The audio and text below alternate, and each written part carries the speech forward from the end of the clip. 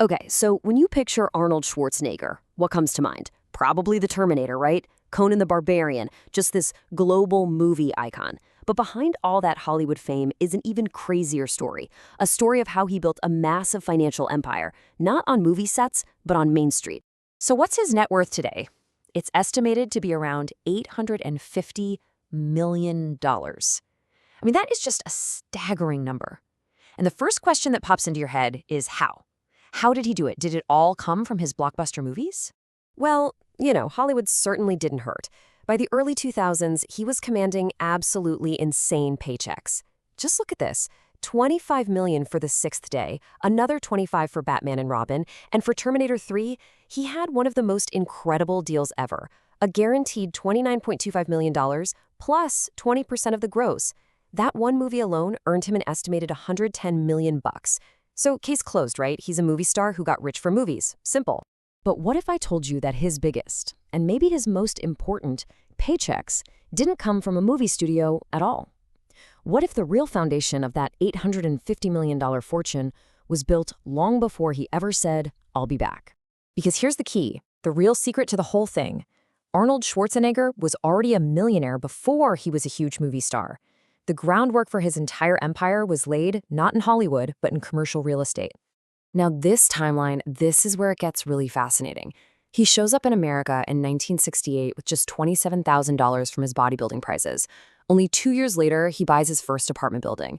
And get this, by 1972, at just 25 years old, he's a real estate millionaire.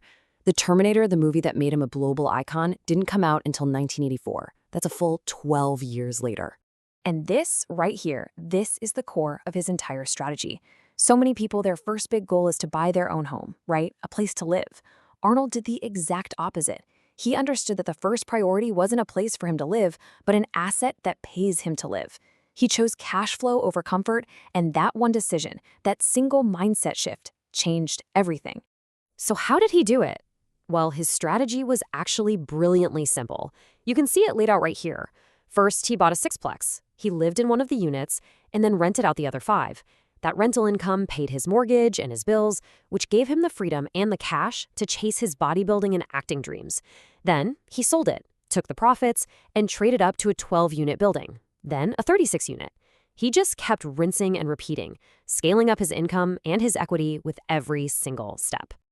So how did he know what to buy? I mean, how did he actually value these properties? Well, it all comes down to a surprisingly simple formula that is like the absolute bedrock of commercial real estate. It's called the income approach to value. And the core idea is pretty simple. The value of an investment property isn't just about the bricks and mortar or even the location. It's really determined by one thing, the amount of income it's expected to generate. And that whole principle gets boiled down into this beautiful, elegant little formula. Value equals income divided by rate. This formula, often just written as V equals I over R, is the key to everything. It's how investors can take a stream of future income, like rent checks coming in every month, and turn it into a single lump sum value today. This little thing is the engine behind Arnold's entire strategy. Let's break it down real quick. The income part here stands for net operating income, or NOI. Just think of it as the property's take-home pay. It's all the rent you collect minus all your operating expenses. And the rate, or cap rate, is basically the expected rate of return on that investment. It shows how the market feels about the risk of that particular property. A safer property gets a lower rate, which means you get a higher value. Okay, so how does this simple formula, which he used for a little sixplex way back in the 70s, apply to his massive empire today? Well, the answer is it applies in the exact same way, just on a much, much, much larger scale. This chart is just fascinating. When you look at his total fortune, yeah, film salaries are a huge chunk, about $400 million. But look at the other 2 pillars.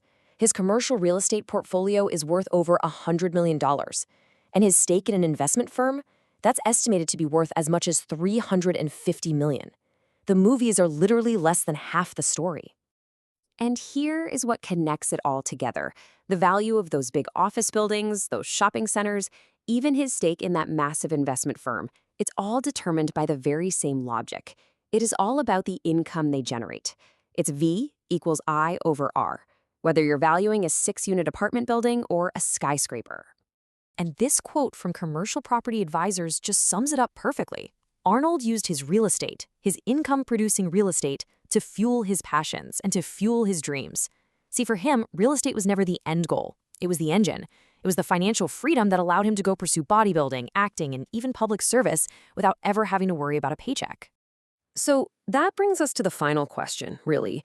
Arnold started with a sixplex to fund his dream of becoming a global icon, and it kind of makes you wonder, what dream could you fund with your first sixplex?